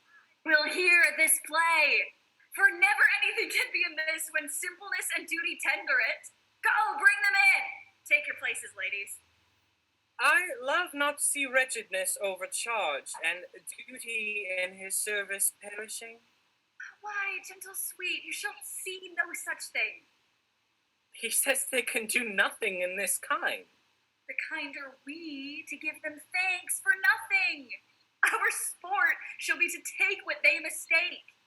And what poor duty cannot do, noble respect takes it in might, not merit. Where I have come, great clerks have purposed to greet me with premeditated welcomes, and where I have seen them shiver and look pale, making periods in the midst of sentences, throttle their practiced accents and their fears, and in conclusion, dumbly have broke off, not paying me welcome. Trust me, sweet, out of this silence, yet I picked a welcome. Love, therefore, and tongue-tied simplicity, in least speaks most to my capacity. So please your grace, the prologue is addressed. Let him approach.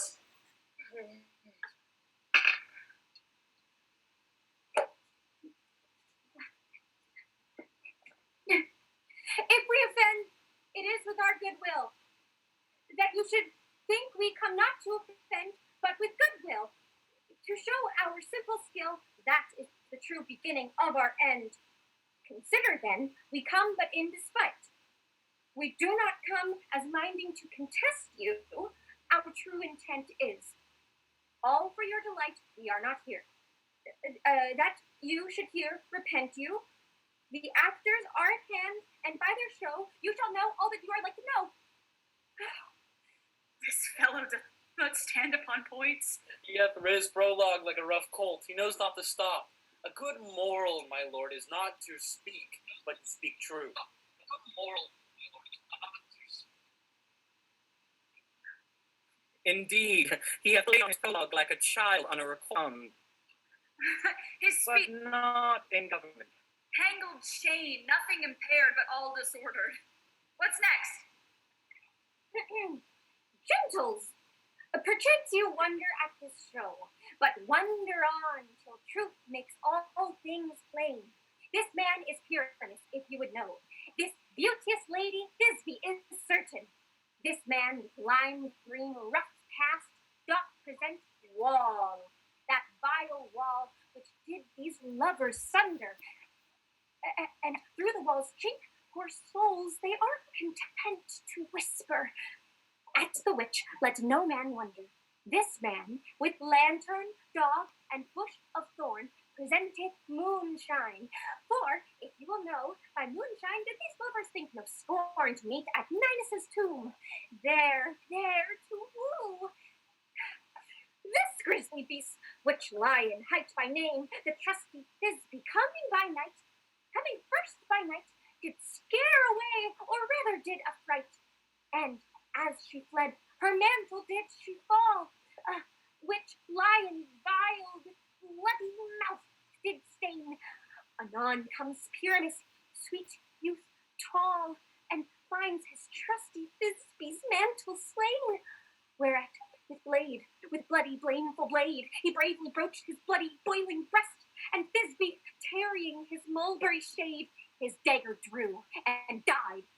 For all the rest, but moonshine, wall, and lovers twain, at large with discourse, where here they do remain. Let the lion be to speak. No wonder, my lord, one lion may when many asses do. In the same interlude it doth befall, that I, one Snout by name, present a wall, and such a wall as I would have you think, that had in it a crannied hole or chink, through which the lovers, Pyramus and Thisbe, did whisper often very secretly, this loam, this rough cast, and this stone doth show that I, on that same wall, the truth is so, and this the cranny is, right and sinister, through which the fearful lovers are to whisper. Oh, would you desire lime and hair speak better? It is the wittiest partition that ever I heard discourse, my lord. Oh, Pyramus draws nigh the wall. Silence. O grim-looked night, O night with hue so black, O night which ever art when day is not. O night, alack, alack, alack. I fear my Thisbe's promise is forgot. And thou, O wall, O sweet, O lovely wall, that stands between her father's ground and mine. Thou wall, O sweet and lovely wall, show me thy chink to blink through with mine eye. Thanks, courteous wall, Jove shield thee well for this. But what see I? No Thisbe do I see. O wicked wall, through whom I see no bliss, cursed be thy stones for thus deceiving me. The wall, methinks, being sensible, should curse again. No, in truth, sir, he should not. Deceiving me is Thisbe's cue. She is to enter now, and I am to spy her through the wall. You will see, it will fall apart as I told you. Yonder she comes. O wall, full often hast thou heard my moans, for parting fair Pyramus and me. My cherry lips had often kissed thy stones with lime and hair knit up in thee. I see a voice. Now will I to the chink, to spy, and I can hear my Thisbe's face. Thisbe! My love, thou art my love, I think. Think what thou wilt, I am thy lover's grace, and like Lysander am I trusty still. Oh, and I like Helen too, till fates me kill. Not shaftless to Procus was so true, As shaftless to Procus I to you. Oh, kiss me through the hole of this vile wall.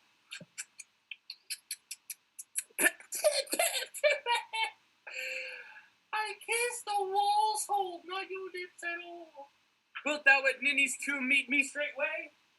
Thy death, thy life, I come without delay. Thus have I, wall, by part discharged so, and being done, thus wall away doth go. Now is the mural down between the two neighbors. No remedy, my lord, when walls are so willful to hear without warning. This is the silliest stuff that ever I heard. Best in this kind are but shadows, and the worst are no worse, if imagination amend them. It must be your imagination then, and not theirs.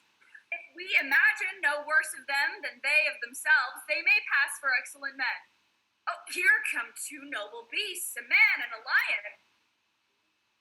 You ladies, you whose gentle hearts do fear the smallest monstrous mouse that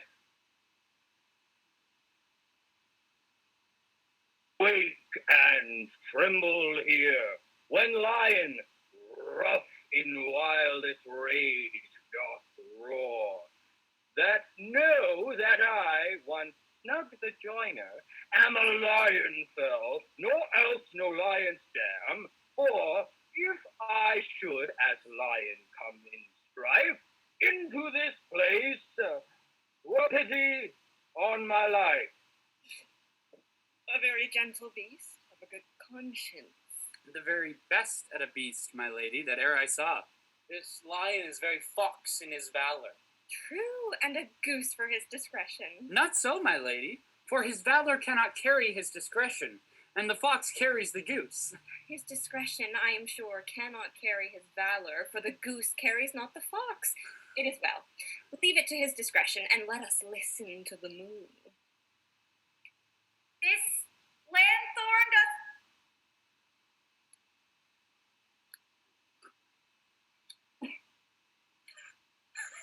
This lanthorn doth the horned moon present. He should have worn the horns on his head. Is no crescent, and his horns are invisible within the circumference.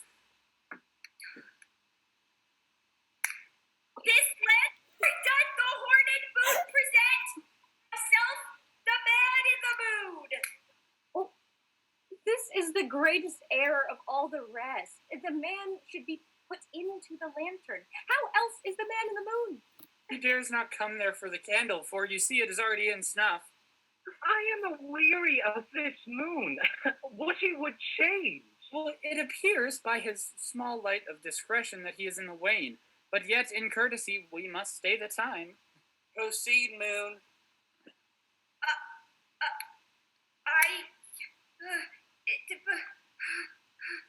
All I have to say is to tell you that the lanthorn is the moon.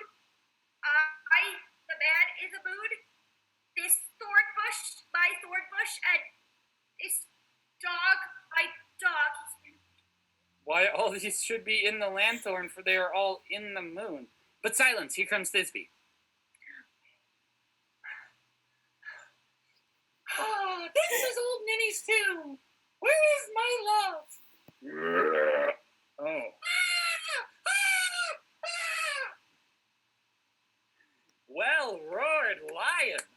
Well run, Thisbe. Well shone moon. Truly the moon shines with a beautiful grace. Well mouse lion. So the lion vanished. And then came Pyramus. Sweet moon, I thank thee for thy sunny beams. I thank thee, moon, for shining now so bright.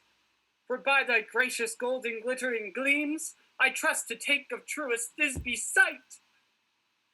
But stay, O spite, but mark, poor knight, what dreadful dole is here. Eyes do you see? How can it be? O dainty duck, O dear! Thy mantle good, what stained with blood? Approach, ye Furies fell. Come, fates, come, thresh and thrum, quail, crush, conclude, and quell. This passion and the death of a dear friend would go near to make a man look sad. He shrew my heart, but I pity the man. Come, tears, confound, outsworn, and wound the pap of Pyramus. I that left pap where heart doth hap. Now die I thus. Now am I dead, now am I fled, my soul is in the sky. Tongue, lose thy light, moon, take thy flight. Now die, die, die, die, die. No die, but an ace for him, for he is but one. Less than a man, for he is dead, he is nothing. But with the help of a surgeon, he might yet recover and prove an ass.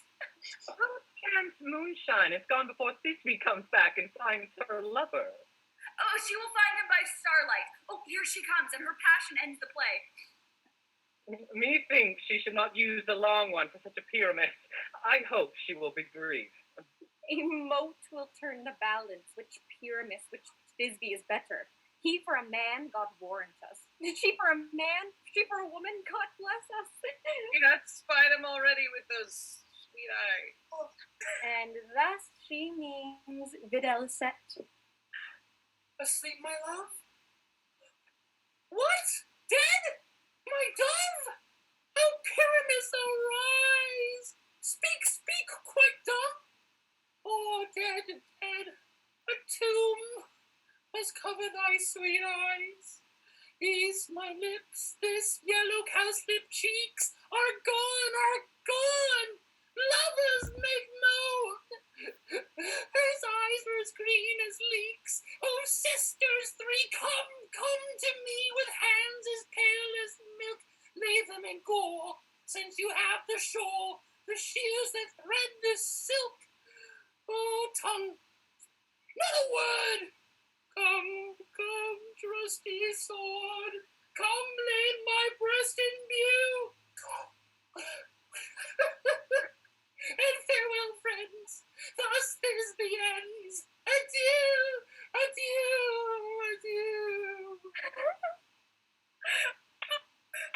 And lion are left to bury the dead.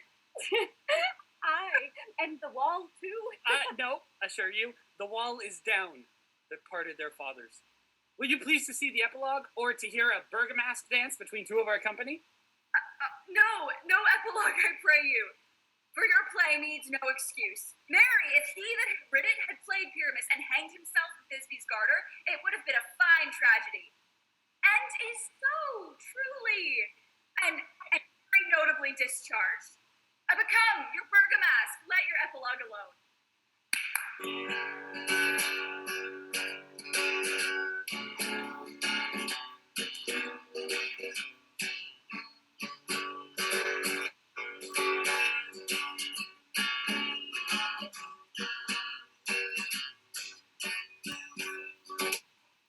iron tongue of midnight hath told 12. Lovers, to bed! I fear we shall outsleep the coming morn, as much as we this night have overwatched. A fortnight hold we this solemnity, in nightly revels and new jollity.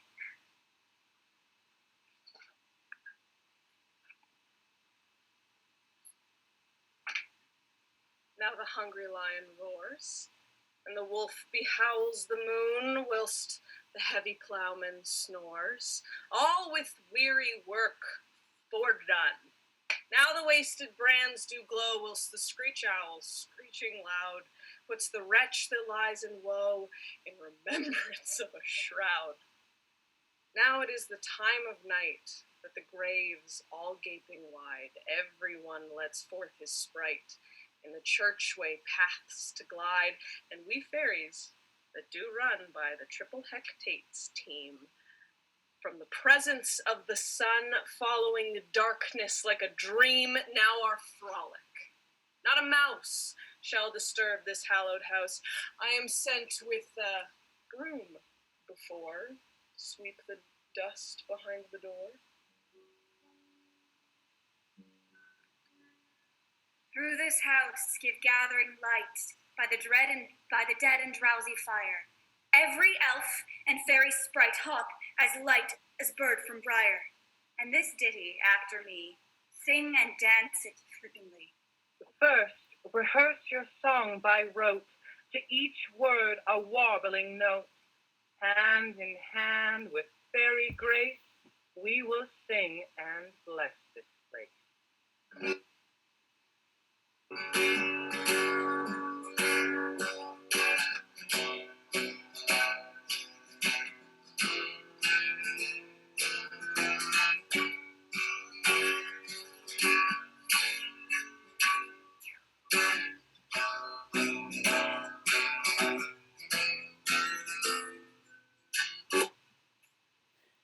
Now until the break of day, through this house each fairy stray.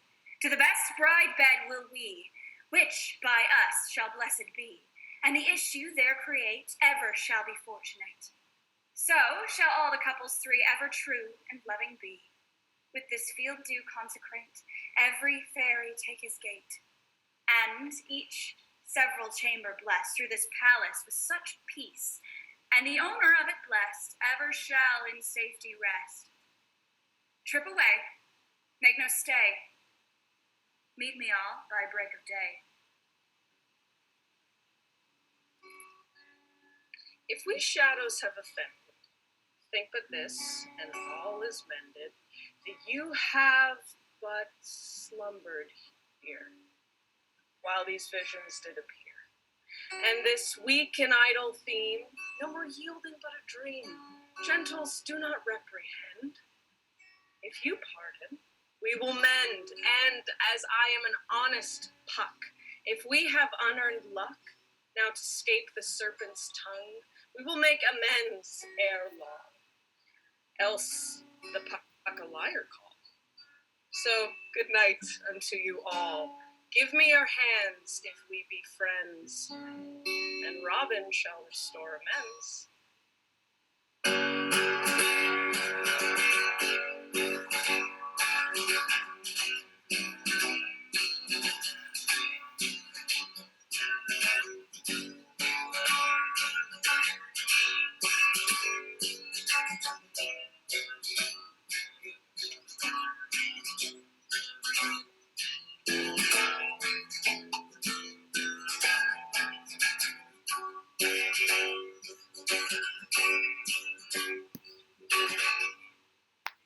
Thank you so much, everybody, for coming out and seeing our little version of a Midsummer Nights dream.